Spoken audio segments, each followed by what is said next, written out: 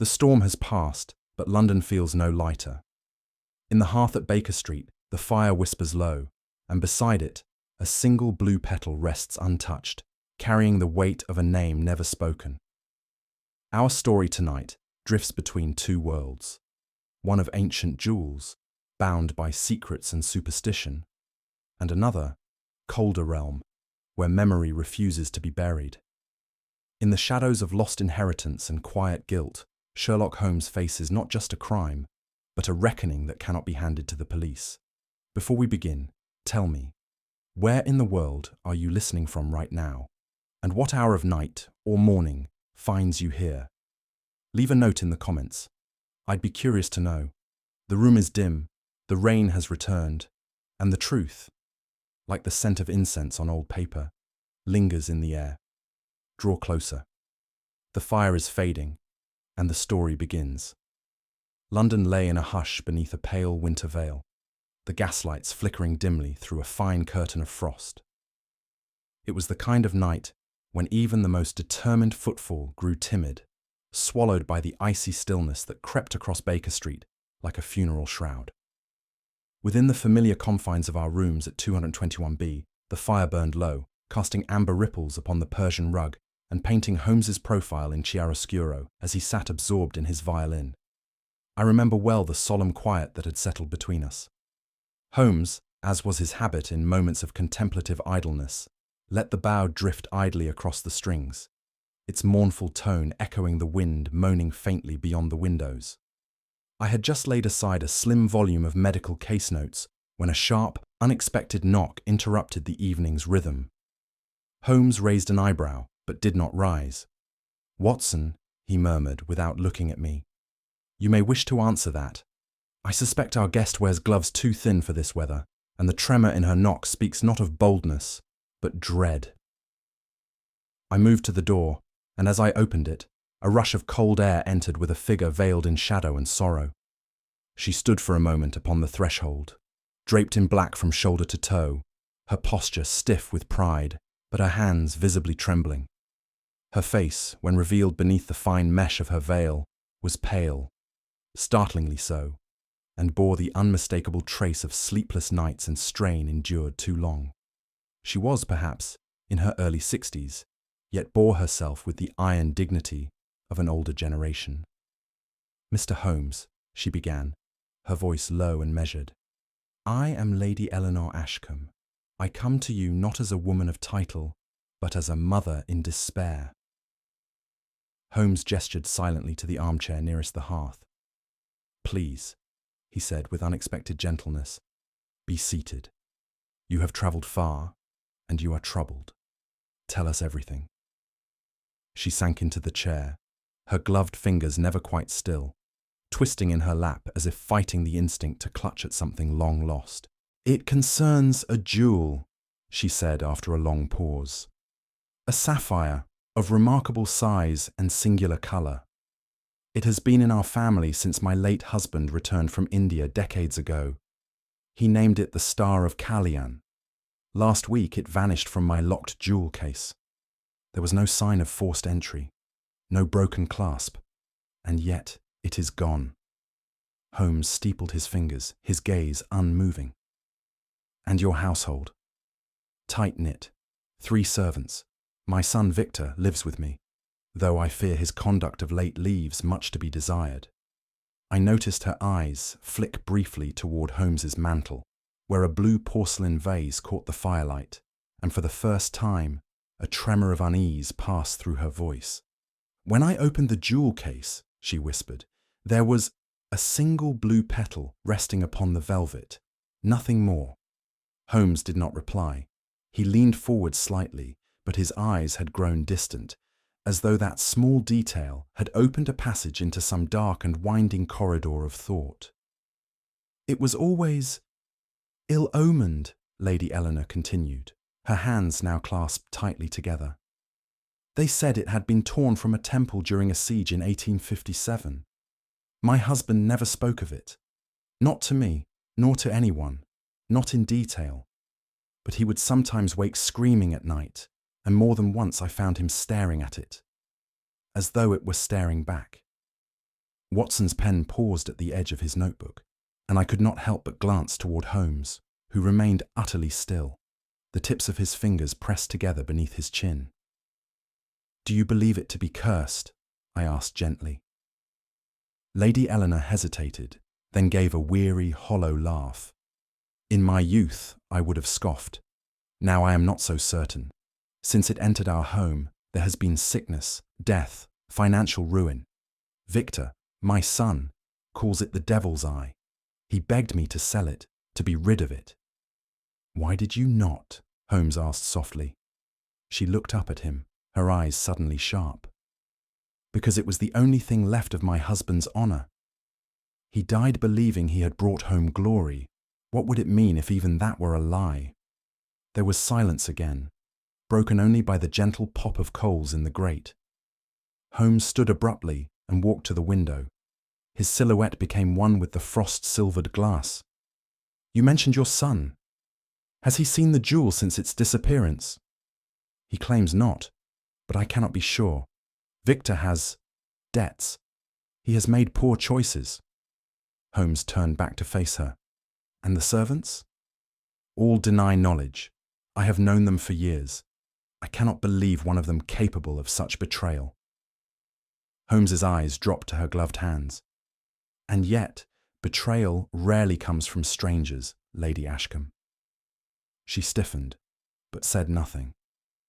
As she rose to leave, I offered her my arm, but she refused with a polite shake of her head.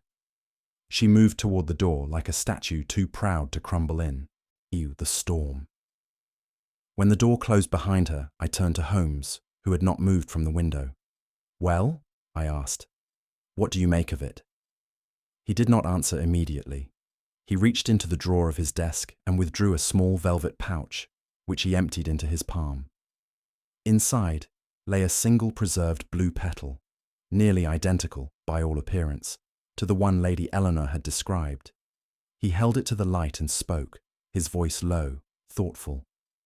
"Watson," he murmured, "I have seen that shade of blue only once before, and it was not in a gemstone." Throughout Lady Eleanor's account, I observed how Holmes spoke little, only when necessary, and when he did, his tone was disarmingly mild. But behind that stillness, I could sense the machinery of his mind turning, ever sharper than the rest of us could fathom. His gaze rarely rested on her eyes. Instead, he studied her hands, which, despite her noble bearing, betrayed the truth. The slightest tremor in her left, the habit of twisting the ring on her right index finger, the subtle tightening of her jaw at the mention of her late husband. When he asked, ever so delicately, how long the jewel had remained in the same location within the house, she hesitated, not from forgetfulness, but calculation. "You mentioned it was kept in the jewel case since your husband's return from India," he said quietly. "May I ask, was it ever displayed, worn, or moved?" She stiffened. "It was moved occasionally, during repairs, or when I changed residences." "And did you ever feel," Holmes asked, his tone almost conversational, "that the sapphire was being watched by someone other than yourself?" She drew a sharp breath. "I beg your pardon. Forgive me," Holmes said gently. "The question may sound strange, but your mention of its legend, of its so-called curse, suggests you've suspected you were not the only one burdened by it." Her lips parted to respond, but she said nothing.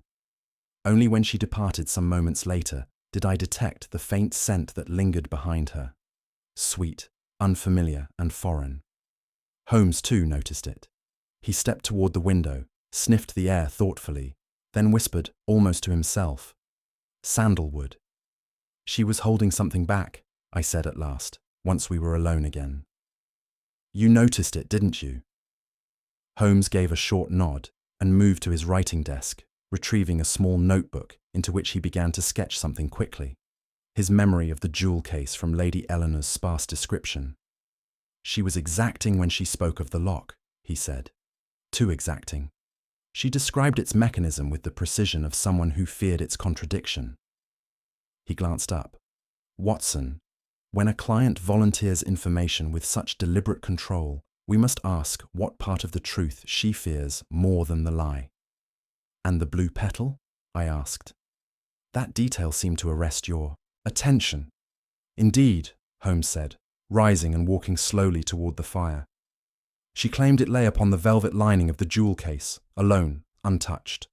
No footprints in the room, no signs of tampering. A symbolic gesture, perhaps, but not a thief's calling card. He paused and tapped the mantelpiece. Tell me, Watson, do you recall the Marple collection case in Brighton? The orchid theft, I said. Yes, someone left a red blossom in place of the stolen hybrid. Precisely. But the difference here is not the flower, but the colour. I frowned. A blue petal. But what could it signify? Holmes's eyes narrowed, and his voice dropped lower still. A trace of something far older than theft, my dear Watson. Older, and far more deliberate. The fire had burned down to a soft crimson glow, casting long shadows across Holmes's features. He sat once again in his armchair, one leg crossed over the other, his fingers tented beneath his chin. Outside, the city lay buried in silence, as if London herself were listening. Watson, he said at length, do you believe that guilt leaves a scent? I looked at him in confusion. Not metaphorically, he continued. I mean in reality. That some memories are so saturated with fear, remorse, or shame that they leave behind a tangible mark. A note on the air, a trace in the fibres of the living world. I have no evidence to confirm or deny it, I said quietly. Holmes nodded, his eyes still lost in thought. I have seen that shade of blue only once before, he murmured, almost absently. And it was not in a gemstone. He said no more that night. But I knew from his silence that the case had already begun to stir something deeper than theft. Something buried beneath ash and blood. Something that neither time nor distance could erase. And thus began the affair of the lost sapphire, a mystery that would take us from the chilled stillness of Baker Street into the haunted corridors of a house that remembered too much. It was under a leaden sky and a shroud of early morning fog that Holmes and I departed from Paddington Station, bound westward toward the Devonshire moors. The wind whistled low along the platform, like some unseen mourner attending a wake, and the rhythmic churning of the locomotive soon drowned even the bustle of London behind us. I sat opposite Holmes in the compartment, noting how he pressed his fingertips together in that peculiar attitude of contemplation I had come to recognize as a signal of quiet intensity. Outside the window, the terrain grew starker and more desolate with every passing mile. Hedgerows dissolved into craggy hills, and the trees bowed under the weight of wind like weary sentinels. In my mind, I could already feel the case settling into something deeper than a mere theft. There was an oppressive stillness to the land, as though it carried memory in its soil. Holmes had scarcely spoken since our departure. When he finally looked up, his words were few. "She is frightened of more than scandal," he said. The scent of sandalwood. Did you notice it lingered on her dress, but not on her gloves? I admitted I had not. That perfume was not hers, he murmured. It belonged to someone she let too close. Then, without another word, he turned back to the frost-blurred window as the moors swallowed the horizon whole. Ashkam Manor rose from the earth like a memory that refused to die. An aging Georgian structure with ivy-clad walls and weather-worn columns. It stood crooked against the wind, its windows like darkened eyes that had seen too much and told too little. Lady Eleanor met us in the vestibule, her posture as severe as when she had first entered Baker Street, though the corners of her mouth betrayed a fatigue that no veil could hide. She greeted Holmes with a nod, and me with a polite half-curtsy, before gesturing for us to follow her down a long corridor panelled in oak and shadow. "Things have changed since my last letter," she said. "Since you spoke with me, the servants have grown fearful. They whisper in corners. Some will not sleep in the upper wing." "Why?" Holmes asked simply. She did not answer directly. "The manor is old," she said, "and old houses listen. Sometimes they remember. We were shown to a study that smelled faintly of old books and damp stone. The servants, 2 women and a man, were introduced, though none met our gaze for more than a fleeting moment. Holmes asked a few standard questions about the night of the theft, and their replies were consistent but dry, as if memorized. It was not the answers that interested Holmes. It was their silences. Lady Eleanor remained composed, though I noticed her hand trembled slightly when she touched the doorknob to the drawing room. She caught me observing her and smiled faintly, almost apologetically. "A house that carries grief," she said, "needs no ghost to be haunted." That evening, Holmes began his customary examination of the grounds.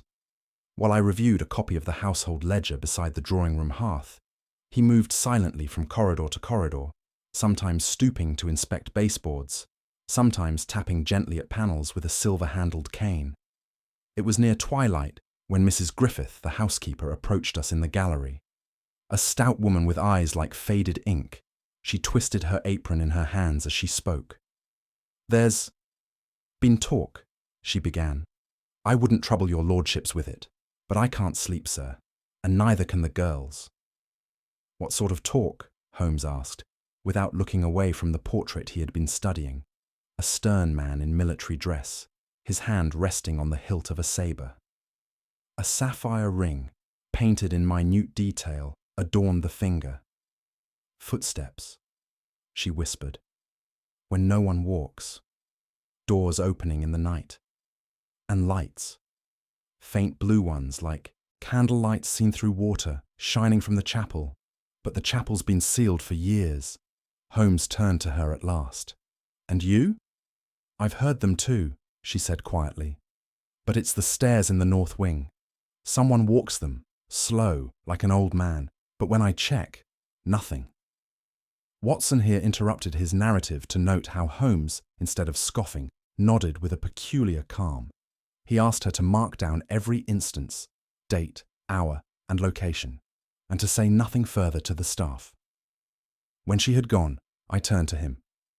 "Surely, Holmes, you don't believe—" "I believe, Watson," he said, "that in every place where power once concentrated, money, violence, secrets, it leaves behind echoes. Some are heard in dreams, others leave footprints." And with that, he returned his attention to the portrait and stared long into the painted eyes of the man who had once brought the Star of Callion to England. Holmes requested to see the jewel case shortly after dusk, when most of the house had taken to their rooms under the uneasy veil of creaking floorboards and suppressed whispers. Lady Eleanor led us to a narrow antechamber adjoining her bedchamber, where the safe stood behind a panel disguised as part of a bookcase. The box itself was a handsome thing of mahogany and brass, no larger than a man's hat box, its hinges smooth and edges finely worked. Holmes examined it without haste, drawing on a pair of grey gloves as he bent to inspect its sides, corners, and locking mechanism. He said nothing at first, only tilted the lid gently back and forth beneath the lamplight, watching the way it resisted motion. Then he raised a brow.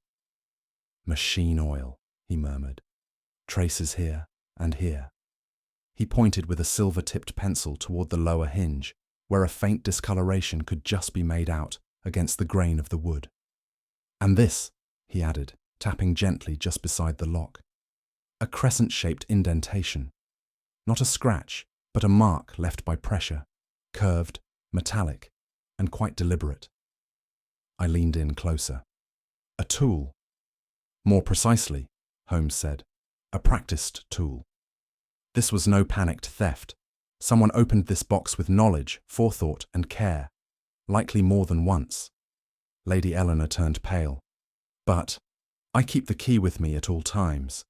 Holmes straightened and met her gaze. "Then someone has learned to copy more than your voice, my lady. They have learned your habits." She said nothing further, but I saw her hand reach instinctively for the chain at her throat. Victor Ashkam arrived not long after Holmes had finished his examination. He had been out riding, or so he claimed, though neither his boots nor coat bore the signs of recent exposure to the moors. He entered the study with the restless grace of a man too accustomed to apology. His dark hair was too carefully combed, his cravat tied with theatrical precision, and his fingers, long, pale, and twitching, betrayed the strain beneath his composed facade. "Mr. Holmes," he said, bowing faintly, "I assume my mother has troubled you with tales of our family curse." Holmes regarded him with that particular stillness which often unnerved even the most resolute.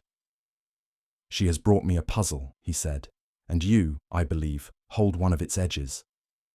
Victor gave a short, uneasy laugh.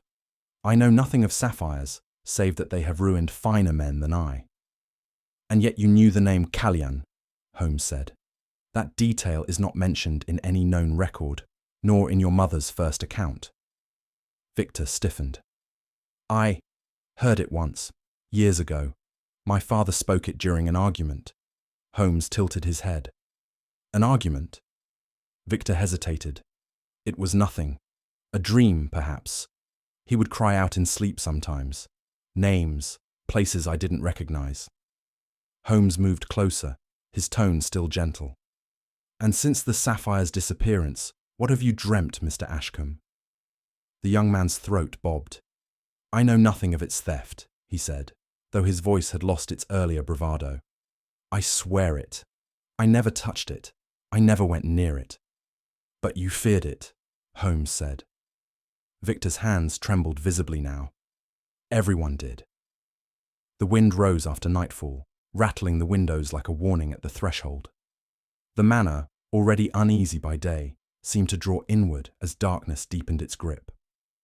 The staff retired early, the lamps were lowered, and even Holmes grew quiet, his thoughts running in unspoken channels too deep for interruption. It was shortly after midnight when it came, the scream, shrill, human, piercing the stillness like a blade through cloth. Holmes was already on his feet as I seized a candle and followed him into the corridor. The flickering light danced wildly on the walls, throwing monstrous shadows across the ancestral portraits that lined the passage like silent judges. The sound had come from the east wing. We found the butler, Mr. Price, collapsed at the foot of the stairs, his face ashen, his eyes wide, with something that lay between horror and disbelief. His right hand was clenched tight against his chest. Holmes knelt beside the body and gently pried open the stiff fingers. There, crushed within the death grip, was a strip of silk, torn, frayed, and bearing an ornate blue embroidery in a pattern I did not recognize. Holmes turned it over in the light. "A petal," he whispered, "but not from any flower grown in Devon." I stood back, chilled not by the corpse before me, but by the look in Holmes's eyes. Something had stirred. Something had spoken in the scream. And Ashkam Manor, with all its long-held secrets, had just claimed another voice. In the days that followed the butler's death, Ashkam Manor seemed to shrink upon itself, as though it too recoiled from what had been revealed. The servants moved through, the corridors like spectres, quiet, glancing always over their shoulders and never pausing long in the same room. Their words, when spoken, were hushed not by propriety, but by a palpable dread. It was not merely grief that weighed upon them, it was belief. Belief in something older than the manor, older than England's laws. A belief fed by shadows, by the blue-tinged flickers seen through chapel windows, and by the way the wind now keened through the broken shutters like a woman in mourning. Holmes and I took breakfast alone that morning. The porridge was cold, and the tea tasted faintly of tin, but Holmes showed no sign of noticing. He was studying the layout of the manor, his eyes darting between hand-drawn maps and a smudged architectural plan he had borrowed from Lady Eleanor's study. "I find it curious," he said, "that a house this old should have no records of reconstruction. And yet the chapel appears to have been sealed, unsealed, and sealed again within the span of 15 years. As I reached for the jam, the old cook entered, unbidden, her face pale beneath its usual ruddy complexion. She leaned in, as though fearing the very walls might overhear. "They say," she whispered, "that it watches." "Who?" I asked gently. "The eye," she said. "The blue one. It sees through lies, That's why he's dead." And without another word, she left us alone with our silence and our questions. Holmes requested that the butler's body not be moved until he had completed his examination. It was Lady Eleanor herself who reluctantly granted permission, her face drawn and unreadable. The cellar where Mr. Price had been found was dim and cool, the air thick with the smell of damp stone, mildew, and something else, earthier and not altogether pleasant. The body lay on a wooden table, covered modestly by a grey cloth. Holmes pulled it back with quiet precision. He moved with great care, not out of respect for death but for truth. His fingers hovered over the man's coat, then paused. He leaned in, drawing a small glass from his pocket, and examined the fabric near the collar. "Sandalwood," he said, almost to himself. I frowned. "Again?" "Yes, not as strong as on Lady Eleanor, but present. More interesting still. Observe." He lifted the man's right hand, carefully unfurling the stiff fingers to expose the tips. "Under the nails," he murmured, "a dark residue, soil mixed with ash. Someone wanted this man silenced, Watson, but I suspect he intended to speak, even in death." It was then that Holmes noticed the envelope. It had been tucked beneath the man's waistcoat, pressed flat against his chest. The parchment was brittle and yellowed, and upon it, in tidy black script, were the words, "To be opened in case of death." Holmes held it for a long moment, as if weighing more than just its physical burden. Then, with a nod to me, he slid his finger beneath the seal. The paper crackled like dry leaves, and the truth it carried had long since caught fire. The letter was brief, barely a page, and yet its contents cast a shadow longer than any corridor of Ashkam Manor. It was the fire at Jansi. I was there. We took what we had no right to touch. The priests begged, bled, died. One wore the stone around his neck. They said it was the god's eye, sacred, never to leave the temple. We left with the fire behind us, but the fire followed. It followed to England, and it has never gone out. Beneath the signature, illegible in its hurried hand, was a symbol drawn in faint blue ink, a single petal with a teardrop at its centre. Holmes read it twice, then folded the paper neatly and returned it to its envelope. "This is no mere superstition," he said at last. "This is an account of theft, desecration, and guilt. The Star of Kalyan was not stolen from a market, nor even a collector. It was taken during war, snatched from fire, and born of it." I felt something cold settle in my chest. "A debt unpaid," I said quietly. "Since the uprising," Holmes replied. "Since 1857. He turned toward the stairs without another word. But in the stillness of that cellar, I thought I heard the faintest sound, like whispering silk, or perhaps the sigh of a house remembering what it was never meant to forget. It was late afternoon when Holmes proposed that we visit Colonel Alton Ridgeway, once a soldier of some distinction, now a recluse who lived in a small cottage on the outskirts of the estate. Lady Eleanor had spoken his name reluctantly, as though it carried with it a weight she dared not lift. The path to Ridgeway's dwelling cut through an avenue of yews, their limbs twisted like the memories of men who had seen too much. The air smelled faintly of rain and old smoke. By the time we arrived, the light had dimmed to a sombre grey. The colonel received us in a room crowded with relics of empire, faded maps, medals, a sabre rusting in its sheath. He was a man in his late 70s, confined to a wheeled chair, his once imposing frame now gaunt and trembling. Yet his eyes, pale, haunted and sharp, still carried the discipline of command. When Holmes introduced himself, the colonel gave a bitter laugh. "So the past has come for me at last," he said. "It never truly leaves, you know. It only changes its uniform." Holmes inclined his head.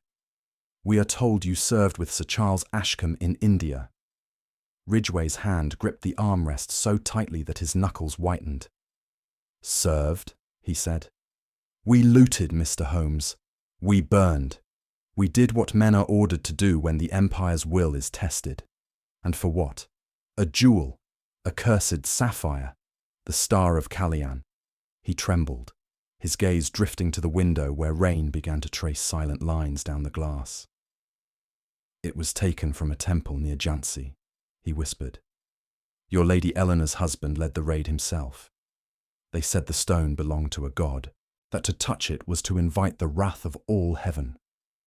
He looked down at his hands, shaking uncontrollably. He laughed at them. We all did, until the priest stood in his path. Ridgeway's voice faltered. The priest would not yield it. Sir Charles drew his revolver. The old man broke off, pressing his trembling fingers to his mouth. Holmes said nothing, but his eyes, sharp and unreadable, caught mine for the briefest moment. The silence that followed was heavier than confession. When Ridgeway next spoke, his voice had changed. The sharpness of guilt had dulled to a hollow monotone, that dreadful calm that comes when a man has told his soul's darkest truth too many times. They said the sapphire was the god's eye, he murmured. Set in gold at the heart of the shrine, it watched over the faithful. We tore it from its place while the walls still burned. I remember the colour, Holmes, the blue of it, brighter than the torches, deeper than the night. It flashed as if alive. He drew a shuddering breath. The priest fell beside it. His blood ran over the steps, and as it touched the stone, I swear to you, it gleamed red for a moment. I saw it. Every man there saw it. His head dropped forward. The air seemed colder, and the ticking of the clock on the mantelpiece struck through the silence like a heart refusing to stop. Watson, that is I, could bear no more. Colonel, I said, these are memories of battle and horror. You could not have known.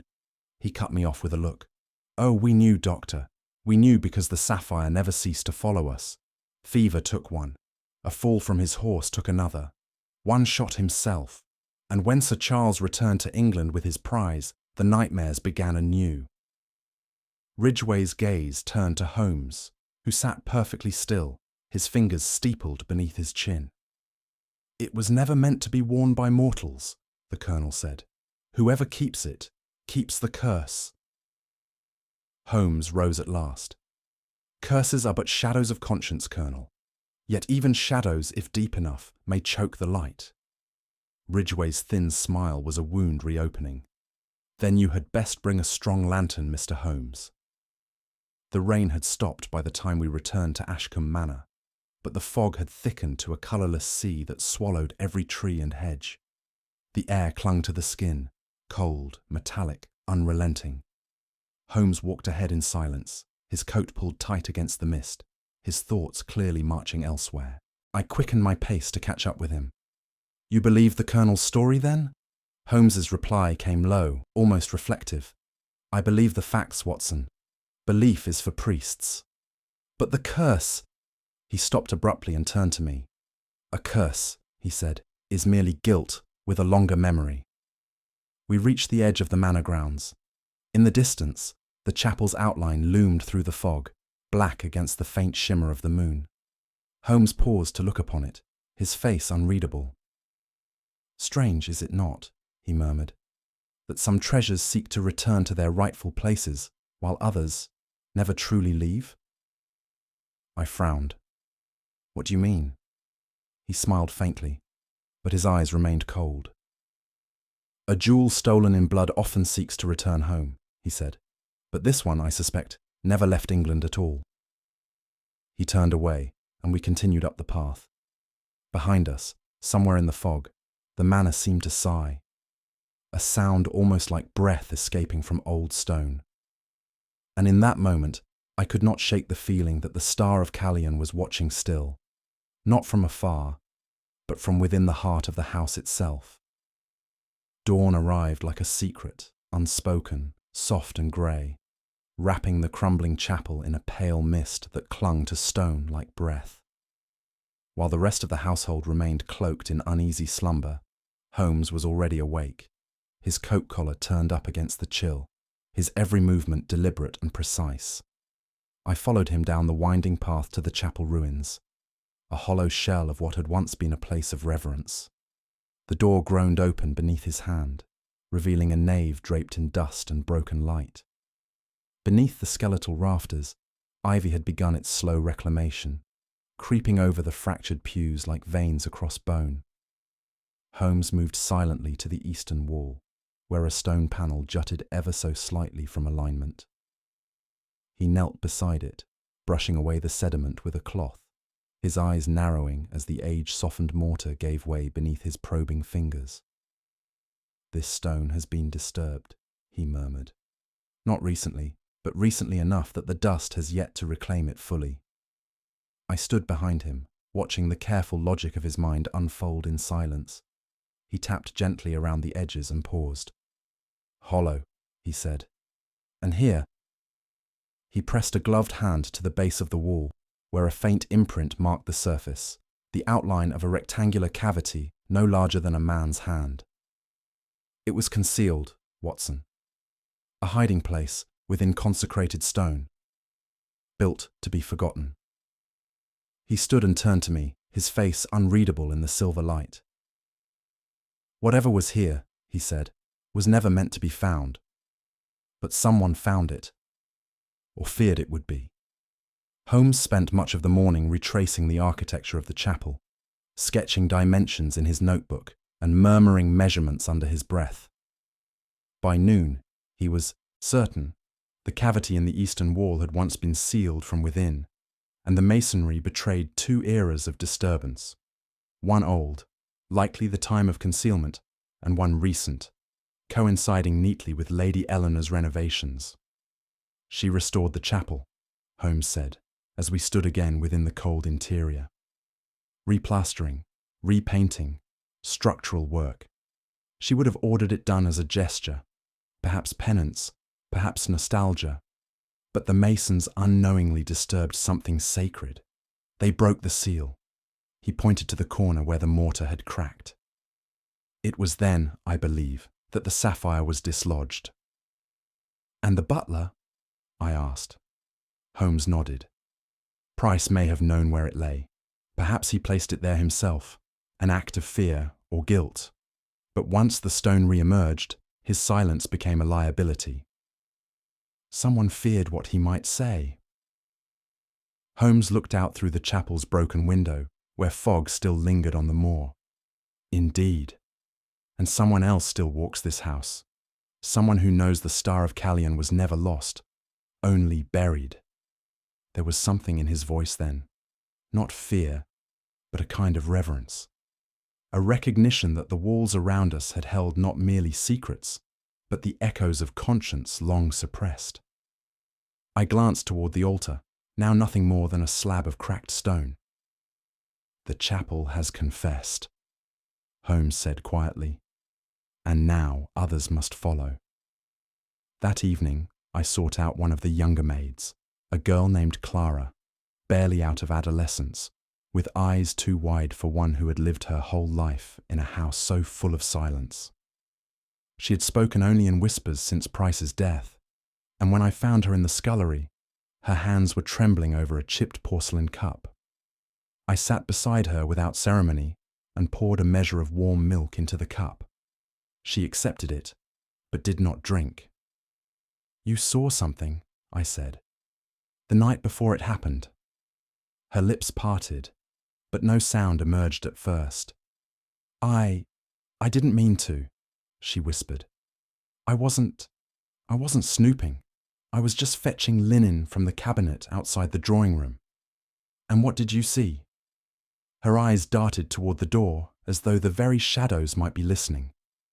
"A figure," she said at last. "Tall. Standing in the corridor. I thought it was Mr. Victor at first, but the clothes were wrong." I frowned. "Wrong how?" She hesitated. "Long robes, not like anything worn here. They shimmered. And the face, I couldn't see it clearly, only the outline." She drew a shaking breath. "But there was a smell." I leaned forward. "What kind of smell?" Like something burning. Not fire, sweet, heavy." She looked up at me, terrified. "Like incense." A chill crept down my spine. I placed a reassuring hand on her shoulder. "You did well to tell me, Clara," I said. "And you must not speak of this to anyone else. Do you understand?" She nodded, tears trembling on her lashes.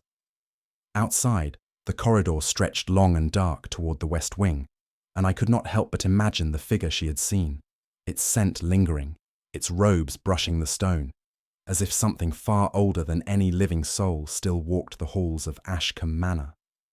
The grey afternoon light filtered through the leaded windows as Holmes knelt by the rear doorway of the Hawthorne residence. I had grown used to his sudden silences, his crouching poses, and the singular way in which he isolated the world into patterns I could not see.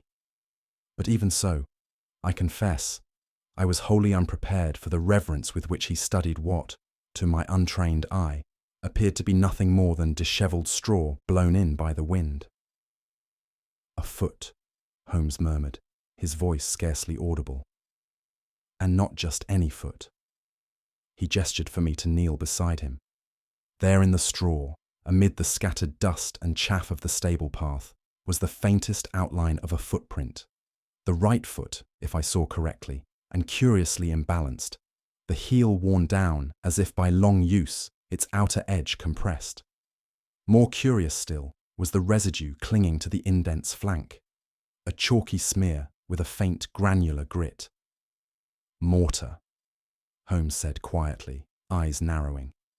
"Of the sort used in chapel restorations, likely transferred by an inattentive boot, or a hurried one." "But surely many have walked this path," I ventured. Holmes gave a thin smile.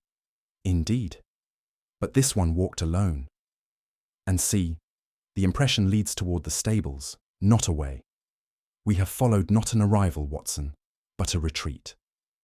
And with that, he rose and strode in the direction of the outbuildings, as if led by an invisible thread only he could see. I followed, a deepening sense of unease tightening around my chest like a noose. The stables, though clean and orderly, bore the peculiar scent of abandonment, a faint odour of old leather, damp wood, and something older still, long buried. Holmes paused before a row of ancient tack chests, dust-covered and unused for years.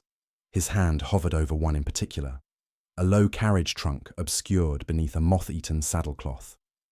He did not open it immediately, but instead traced a fingertip along its iron latch, then its hinges. "Untouched by human hands in many a season," he murmured. "And yet, Watson, observe the hairline crack in the dust." Indeed, though the surrounding dust lay undisturbed, a thin, barely visible trail betrayed that the trunk had recently been shifted and carefully returned. Holmes knelt and unclasped the trunk with deliberate calm. The lid groaned as it rose, revealing faded blankets, a rotted canvas satchel, and, nestled beneath them like a relic of legend, a blue velvet pouch. I stepped closer, breath catching. Holmes unfolded the velvet with an almost surgical precision. Nestled within was a gemstone of such resplendent hue that it seemed to draw the dim stable light into its facets and return it as soft azure fire. The star of Callion, the lost sapphire of princely ransom, long whispered to have vanished into the underworld of Europe's collectors. "Remarkable," I whispered. Holmes said nothing. He held it to the light, turned it, then sighed. "A forgery," he pronounced, placing the stone back into the pouch. "Exquisite, yes, but forged nonetheless. A decoy left with care to silence suspicion. The real sapphire is still elsewhere." "And the one who made the switch?" Holmes did not answer, but he did not need to. The air around us had shifted. We were no longer alone. A quiet dread unfurled within me as I met Holmes's eyes. "This imitation," I said slowly, "was meant to deceive the very authorities summoned to find the original. But why go to such lengths?" Holmes folded the velvet carefully and replaced it in the trunk. His movements were precise, unhurried, but his eyes were fixed on the darkened corners of the stable, alert. "Because," he said, his voice low and toneless, "the one who replaced the sapphire is not gone, Watson. They remain, here among us." watching, listening. He turned, scanning the open doors of the stable, and I followed his gaze. The wind stirred a loose shutter. Somewhere in the distance, a bird cried, harsh, discordant, but otherwise all was still. "They could have fled," I whispered. Holmes's brow furrowed. "No," he replied, "they have not fled, because they do not yet fear discovery.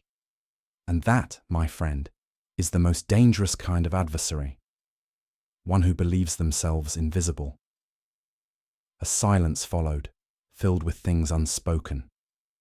I recalled the list of house guests, the fraught glances exchanged at the dinner table, the curious absences unmarked by the servants. Someone beneath that roof, polite, poised, and unsuspected, had outwitted an entire household, and now they knew that Holmes was drawing near.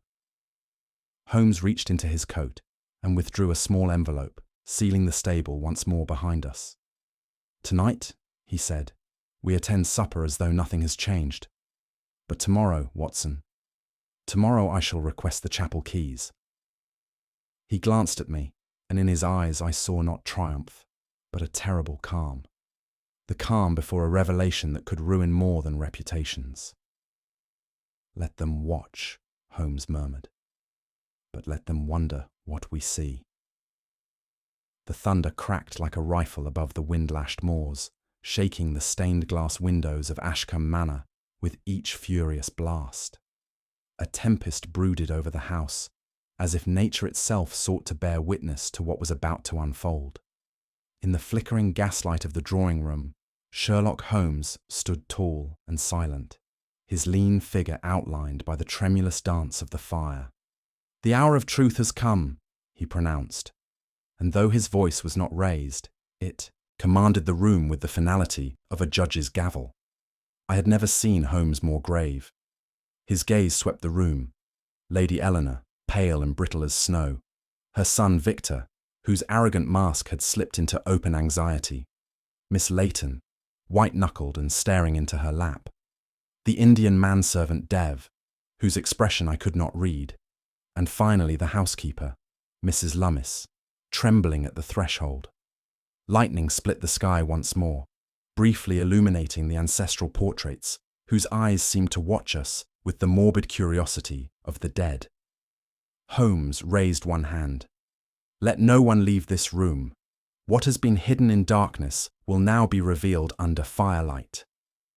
Even the storm, for one ominous second, seemed to hold its breath. He stepped closer to the hearth. "You have all played your roles, some with cowardice, some with cunning. But now, let us walk the path of the Sapphire, from its cursed origin to its most deceitful resting place." And as he turned toward the assembled faces, the first drops of cold dread began to bead on foreheads that had long thought themselves safe. They gathered reluctantly, as if drawn by some ancient reckoning. The servants stood near the walls, the family near the fire, and between them Holmes, bridge and blade, conscience and executioner. Candles flickered in their sconces, and with every gust of wind, the room seemed to exhale its ghosts. "The Ashkam Sapphire," Holmes began, his fingers steepled beneath his chin, "was not always known by that name. Before it adorned the throat of English nobility, it belonged to the sanctuary of Sita Devi, deep in the Aravalli hills. It was no ornament. It was an offering, a blood-tied relic that bound the living to the divine." A murmur passed among the gathered. Holmes did not pause. "It was brought to England in 1857, during the Great Uprising, smuggled, stolen, stained." Lady Eleanor flinched. Holmes's voice cut through the stillness. "And like all stolen things, it carried with it a debt, a whisper that passed from generation to generation until, at last, it reached this house." I watched as Victor Ashkam shifted uncomfortably, his lips tightening. Beside him, Miss Layton trembled, her eyes darting toward the doors, as though her thoughts might escape where her body could not. "The missing sapphire," Holmes continued, was not taken for greed. It was returned, hidden again, not to be possessed, but to be buried. Someone here wished to end the story.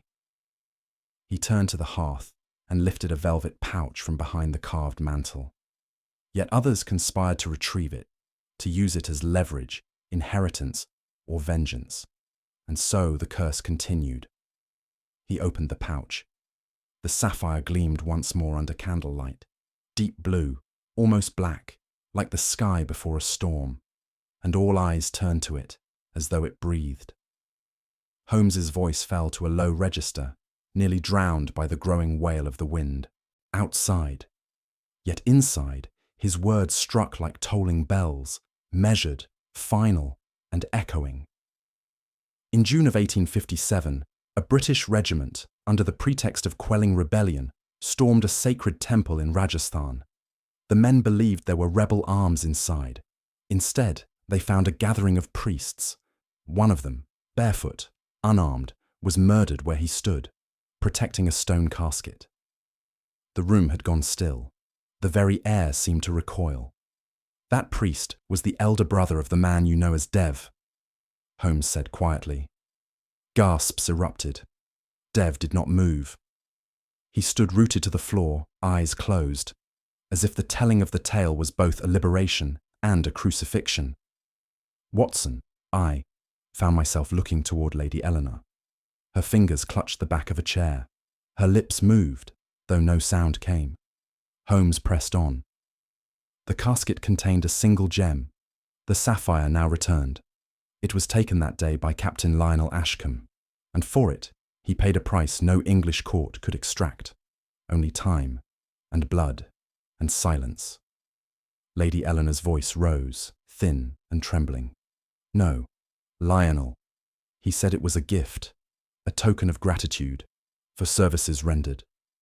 Holmes did not blink. He lied, madam, as do all men who steal beauty with a bayonet. The wind howled in reply. The walls groaned.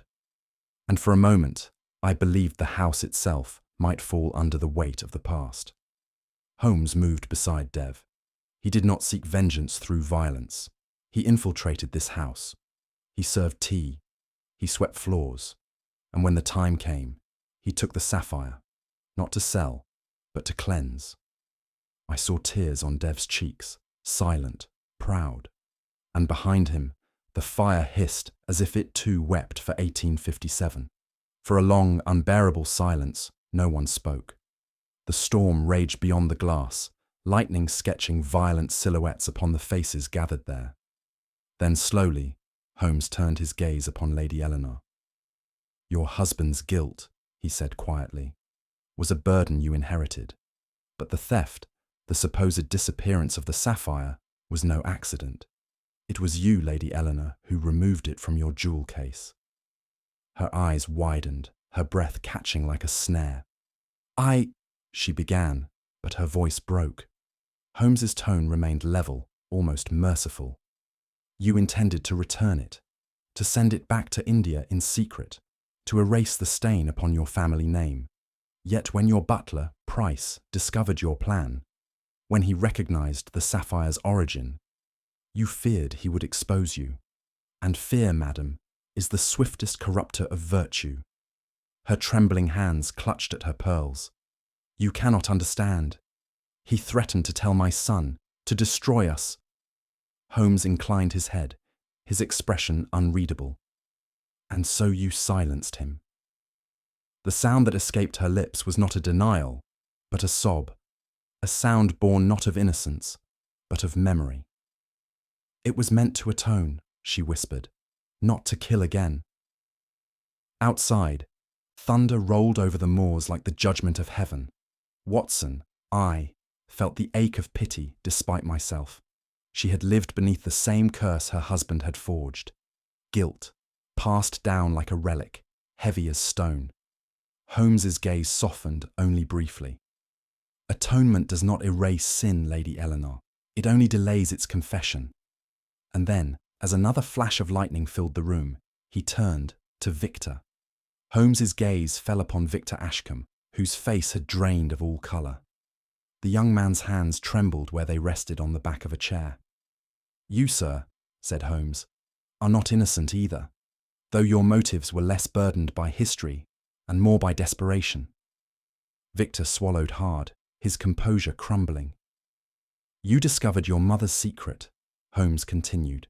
"You knew the sapphire had vanished, but you did not know why, and so, when you came upon its absence, you forged one of your own, a counterfeit stone, perfect enough to fool her, if not me."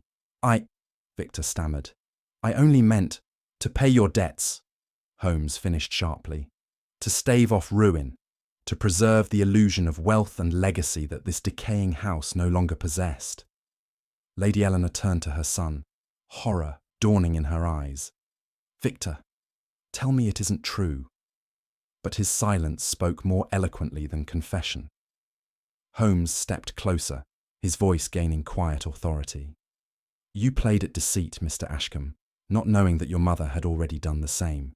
You forged a lie upon another lie, and in doing so, sealed the butler's fate.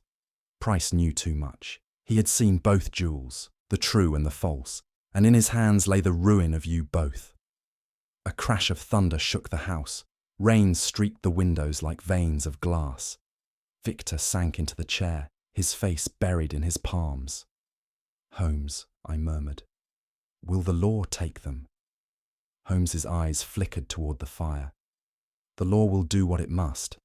But conscience, Watson, that is the harsher prison." He turned once more to the portrait looming above the mantel. "And now," he said, "for the final piece of the puzzle." The great portrait of Sir Lionel Ashkam stared down from above the hearth, his painted gaze fixed eternally forward, as though daring the living to confront the truth he had long concealed. Holmes approached it in silence. The candles guttered as a gust swept through the room. Then, with surgical calm, he drew a small penknife from his pocket and slid the blade beneath the gilt frame. "Holmes, what are you doing?" I asked, revealing what has hidden longer than conscience can bear. The knife moved with the delicacy of a surgeon's hand. There came a faint tearing sound as the inner lining gave way, followed by a soft clink. From within the frame, wrapped in faded velvet, Holmes withdrew a small, weighty object. "The Star of Kalyan," he said, holding it up to the firelight. The gem's surface caught the flame, deep, blue, alive, as though it remembered every sin that had touched it. A shudder went through the room. Lady Eleanor gasped, stumbling forward. "It was there," she whispered. "All these years, in his portrait." "Yes," Holmes said quietly. "Your husband hid it before his death. He could not part with his prize nor bear its presence, so he buried it behind his own likeness, condemned to watch his guilt for eternity." The sapphire gleamed like a frozen tear, and in its reflection I saw not triumph, but sorrow. Lady Eleanor sank to her knees. "It was meant to atone," she murmured again, "not to kill again." Holmes placed the jewel gently upon the mantel. "The stone," he said, "is innocent. It only reflects what men do in its light." Outside, the storm began to fade, leaving only the whisper of rain. And in that silence, the sins of Ashkam Manor at last lay bare, cold, gleaming, and unforgotten. It was late when we returned to Baker Street. The cab wheels hissed softly through the wet streets, and a pale drizzle traced ghostly veins down the window pane. Within our familiar sitting room, the fire had burned low, its glow faint and uncertain, as though reluctant to disturb the silence that clung to us like mourning cloth. Holmes took his accustomed seat without removing his coat. For some minutes he sat motionless, the faint tap of rain against the panes serving as the only sound. I busied myself with the kettle, though the motions felt hollow, perfunctory. When I at last turned, I found him gazing into the darkness of the hearth with that peculiar stillness which spoke not of repose, but of thought so deep it brushed the borders of melancholy. "The case is closed," I ventured. Holmes stirred, the shadow of a smile crossing his face. "Officially, yes, but justice, my dear Watson, is a creature far less tidy than Scotland Yard imagines. I said nothing. There was no triumph in our return, no trace of the exhilaration that often followed the unravelling of a great mystery. Only the faint ache of conscience, that subtle unease which lingers when truth and peace are strangers to one another. Outside, a carriage rattled by. The sound receded into the distance. Holmes leaned back, his long fingers steepled beneath his chin, and the lamplight threw deep furrows across his face. In that dim hour, Baker Street felt less a refuge than a sanctuary for thoughts unspoken, and for sins the world would never hear confessed. Later that night, I found Holmes seated at the desk, his magnifying lens glinting under the lamplight. Before him lay the counterfeit Sapphire, the perfect imitation recovered from Ashkam manor. He turned it between his fingers with the same delicacy one might afford a relic or a wound. The false gem shone coldly, its facets flawless, each surface without the faintest mark of imperfection. Yet something in its perfection rendered it lifeless. "A masterly forgery," he murmured, "and therein lies its failure. It has no memory, Watson, no history. The real stone bore flaws older than any cut, scars from the earth that birthed it. This one, though flawless, forgets." I watched him in silence. His words, spoken without sentiment, seemed to carry something heavier, as though he were speaking not of the jewel, but of human frailty itself. "Strange," I said at length, "how even imitation may shine more brightly than the truth." Holmes's eyes lifted to mine. "Yes, but only for those who prefer comfort to conscience. Reality, Watson, is seldom brilliant, yet it endures." He placed the false sapphire gently into its case and shut it with a quiet click.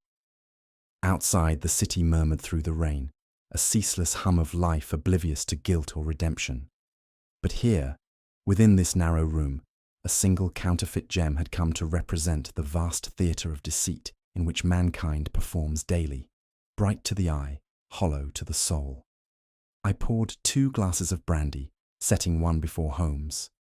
For a while we drank in silence. The flames had settled into a steady, amber glow, soft against the rain-slicked windows. "It is a cruel thing," I said at last, "to think of Lady Eleanor, driven not by greed, but remorse. Yet she stands condemned." Holmes did not answer immediately. He traced a fingertip along the rim of his glass, watching the liquid's faint shimmer. "Condemned, yes," he said finally, "but not by the law. There are punishments subtler than imprisonment. Guilt, once awakened, seldom sleeps again. It is a judge that whispers without pause. A tribunal no man can escape." I nodded, though the thought unsettled me. "And Victor? A fool, but not a villain. His folly was born of vanity, not cruelty. He will spend his years haunted by the ruin he nearly compounded. That, too, is a sentence." The clock struck midnight.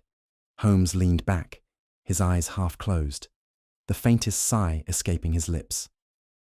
"You see, Watson," he said softly, "mysteries of the heart are more perilous than those of the mind, for reason can untangle deceit, but guilt, guilt remains like the echo of a crime the world has already forgotten." He rose then, drawing the curtains against the dim glow of the street lamps.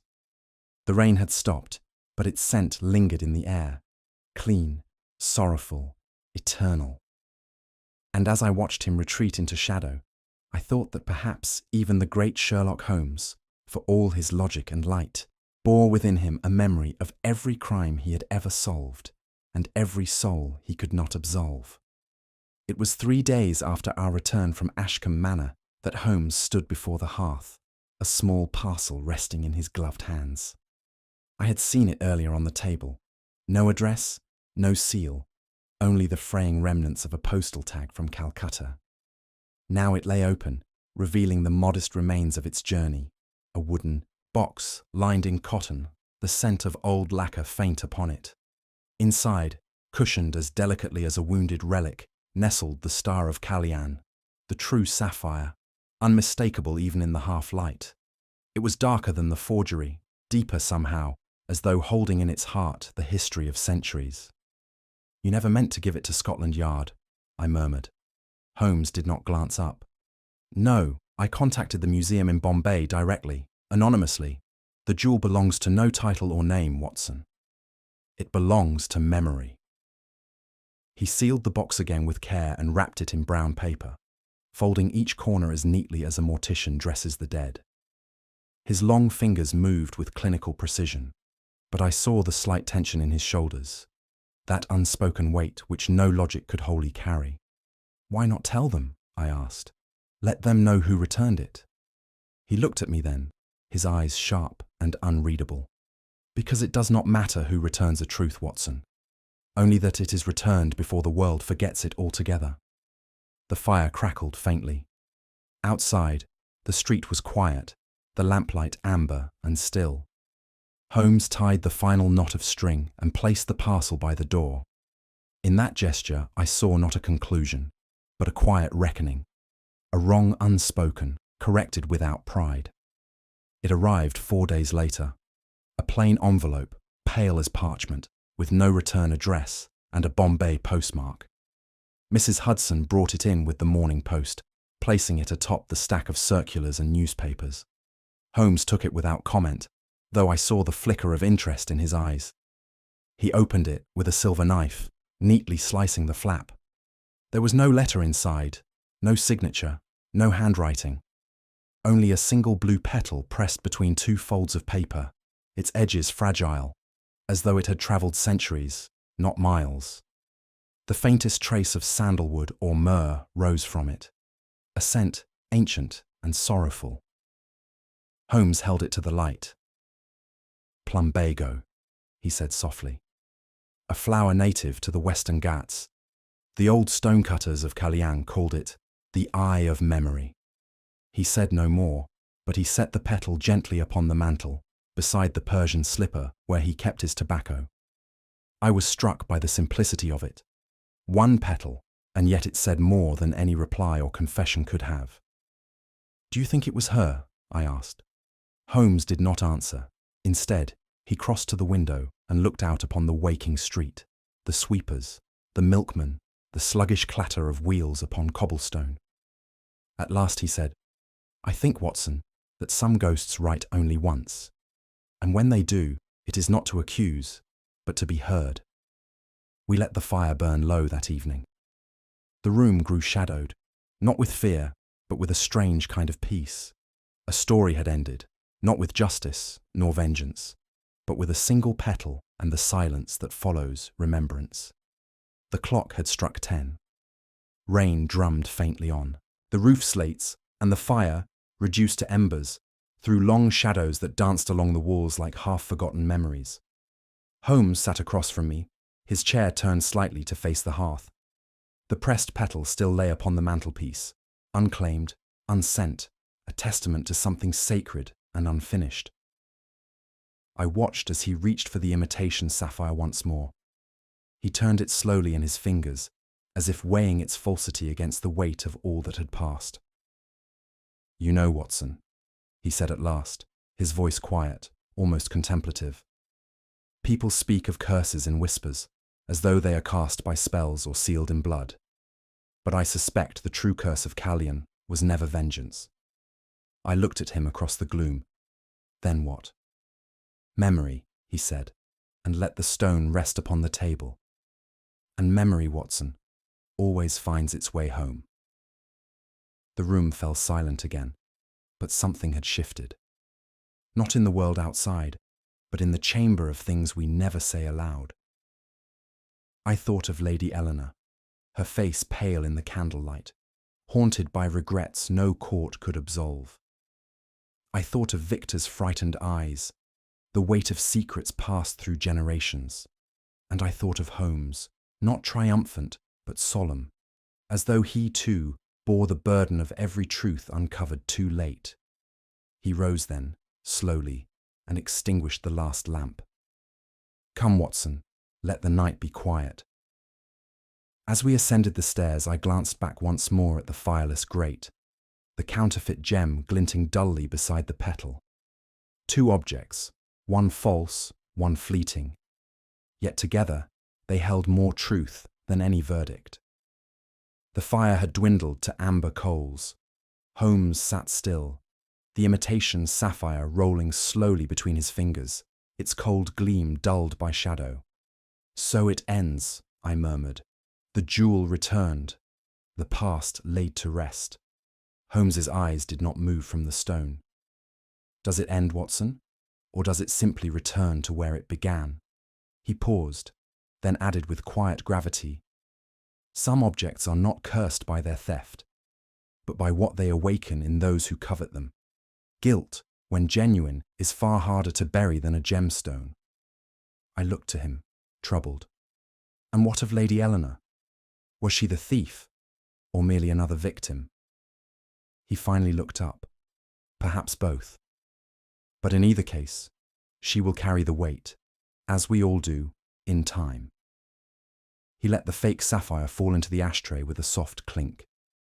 "The Star of Callian has gone home. But memory, Watson, memory never needs a return address. What do you think?